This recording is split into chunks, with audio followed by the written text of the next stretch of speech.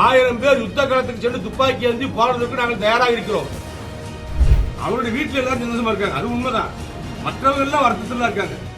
1000 ரூபாய் கொடுத்து என்ன செய்ய, 20000 ரூபாய் எக்ஸ்ட்ரா செலவு வருது பட்ஜெட்ல. கெட்டுறது எங்க வேலை, இடிக்கிறது அவங்க தொழில். அதான் வித்தியாசம். ஸ்டாலின் சொல்வது பொய்யா, அதிமுக சொல்வது பொய்யான்னு? ஸ்டாலின் சொல்வது அத்தனை பொய். தாக்குதலுக்கு இந்தியா பதிலடி கொடுத்துட்டு இருக்கு. எப்படி பாக்குறீங்க இந்த முயற்சி எப்படி இருக்கும்? இது நாட்டினுடைய பிரதமர் மோடி அவர்கள் எடுத்திருக்கின்ற எல்லோராலும் ஏற்றுக்கொள்ளக்கூடிய ஒரு அற்புதமான நடவடிக்கை. பகல்காம் என்ற ஒரு அற்புதமான இடத்திலே, காஷ்மீரிலே நமது நாட்டில் போய் இருந்த அப்பாவிகளை அநியாயமாக சுட்டுக் கொண்ட பயங்கரவாதிகளை ஒடுக்குவதற்காக இந்திய அரசு நேற்று நள்ளிரவு 12 மணிக்கு மேல் எடுத்த நடவடிக்கையை உலகமே பாராட்டுகிறது. இந்தியாவில் உள்ள அத்தனை பேர் பாராட்டுகிறார்கள். நாங்கள் முழுமையாக பாராட்டுகிறோம். விருதுநகர் மாவட்ட அதிமுக முழுமனதோடு பாராட்டுகிறது. அவருடைய நடவடிக்கையை, மோடி எடுத்த ஐயா அவர்கள் எடுத்த நடவடிக்கையை முழுமனதோடு பாராட்டுகிறோம். அது மட்டுமல்ல, போருக்கு இந்திய ராணுவம் எடுக்கிற நடவடிக்கைகளுக்கு பிரதமர் மோடியினுடைய கட்டளையிட்டு நடக்கின்ற நடவடிக்கைக்கு, மத்திய உள்துறை அமைச்சர் அமித்ஷாவுடைய கட்டளையிட்டு நடக்கின்ற நடவடிக்கைகளுக்கு விருதுநகர் மாவட்ட அதிமுக, மேற்கு மாவட்டத்துடைய அதிமுக 1000 இளைஞர்கள் எங்களுடைய எடப்பாடியார் கழக பொதுச்செயலர் எடப்பாடியுடைய கட்டளை ஏற்று உத்தரவு கொடுத்தால் 1000 பேர் யுத்த காலத்துக்கு சென்று துப்பாக்கி ஏந்தி போராடுவதற்கு நாங்கள் தயாராக இருக்கிறோம். போர்க்களத்தில் துணை உதவி செய்வதற்கும் 10 நாள் இடைப்பட்ட துப்பாக்கி பரிசு எடுத்து போர்க்களத்தில் பணியாற்றுவதற்கும் 1000 இளைஞர்கள் எனது தலைமையிலே போர்க்களத்தில் செல்வதற்கு நாங்கள் தயாராக இருக்கிறோம் என்பதையும் இந்திய தேசம் என்ற உணர்வோடு நேதாஜி வழியில் வந்தவர்கள் நாங்கள். நேதாஜி சுபாஷனுடைய நெறிமுறையை, பழக்கத்தை கடைபிடிக்கிற நாங்கள். இந்திய ராணுவத்தினுடைய முழு சுதந்திர வேட்கையை தெரிந்தவர்கள் நாங்கள் என்ற காரணத்தினால் இன்றைக்கு 50 ஆண்டுகளுக்கு பின்பு இன்றைக்கு யுத்த உத்திகள் நடக்கிறது. இன்றைக்கு யுத்தம் ஆரம்பித்திருக்கிறது. இந்த யுத்தம் பயங்கரவாதத்துக்கு எதிரான யுத்தம். இந்த யுத்தத்திலே அதிமுகவுடைய பங்களிப்பு நிச்சயம் இருக்கும்.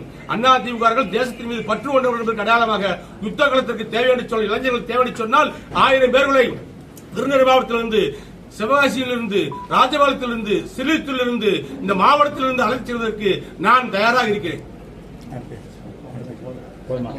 இன்னைக்கு 4வது ஆண்டு அதிமுக ஆட்சி தொடங்கி 4வது ஆண்டு நீங்க முதல்வருக்கு நீங்க என்ன சொல்ல?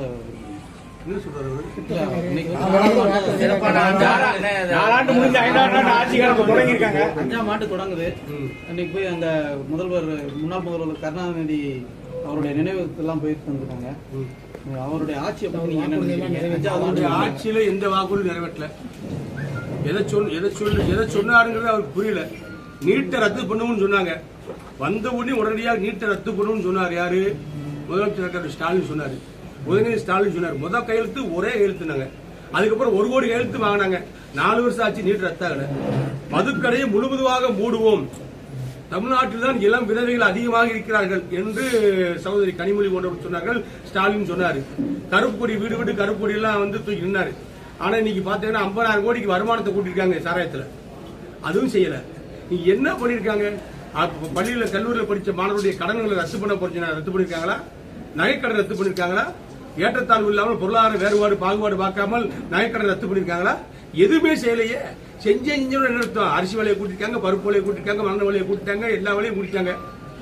எல்லா விலையும் தாறுமாற போச்சு. கம்பி விலை, செங்கல் விலை, சிமெண்ட் எல்லாம் ஏறி போச்சு. எந்த விலை குறைஞ்சிருக்கு? 1000 ரூபாய் கொடுத்து என்ன செய்ய? 20000 ரூபாய் எக்ஸ்ட்ரா செலவு வருது பட்ஜெட்ல குடும்பத்துக்கு. ஒரு சாதாரண குடும்பத்தில் 1000 ரூபாய்க்கு வாடகைக்கு இருந்தவனுக்கு 4000 ரூபாய் கொடுக்கிட்டு வாடகை. அதிமுக ஆட்சியில், எடப்பாடி ஆட்சியில் 10,000 ரூபாய் இருந்த போது குடும்பத்தை நடத்திக்கலாம்.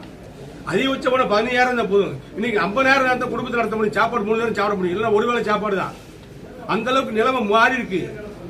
எடப்பாடி ஆட்சியுடைய சிறப்பையும் ஸ்டாலின் ஆட்சியினுடைய கஷ்டகாலத்தை எண்ணிப்பார்கள், பிரித்துப்பார்கள், பகுத்துப்பாருங்கள். அப்போது தெரியும் ஸ்டாலின் சொல்வது பொய்யா, அதிமுக சொல்வது பொய்யான்னு. ஸ்டாலின் சொல்வது அத்தனை பொய்.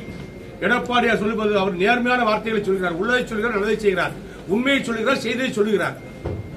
அப்படிப்பட்ட தலைவன் தான் நாட்டை ஆள வேண்டும். ஸ்டாலின் மீண்டும் ஆட்சிக்கு வருவதற்காக பொய்யான வேஷங்களை குழு மூட்டைகளை அவிழ்த்து விடுகிறார். அது நடக்காது. நடக்கக்கூடிய வாய்ப்பு இனிமே கிடையாது. தமிழ்நாட்டு மக்கள் விழித்தெழுந்து விட்டார்கள். அருமையான சம்பட்டி அடியை இந்த தேர்தல் அடிப்பார்கள். குறுப்பெயர்ச்சி அதிமுக ஏறுகட்டும், திமுக இறங்கட்டும். 4 ஆண்டுகள் ஆட்சி சிறப்பாக நடந்ததுதான் மக்கள் சிறப்பான ஆட்சிக்கு நற்சான்று கொடுத்திருக்காங்க அப்படின்னு ஸ்டாலின் இன்னைக்கு பேட்டி கொடுத்திருக்காங்க. எந்த மக்கள் நற்சான்று கொடுத்திருக்காங்க? வீட்டுல போய் கேட்டு பார்க்க சொல்லுங்க, குக்கிராமத்தில் போய் கேட்க சொல்லுங்க, நகரத்தில் போய் கேட்க சொல்லுங்க. எல்லாரும் வருத்தப்பட்டு கிடக்குறாங்க. எல்லாரும் வருத்தப்பட்டு மனு வாங்கினாங்க. என்னாச்சு? 1 கோடி பேர் மனு வாங்கினது. மனு எங்க போச்சு?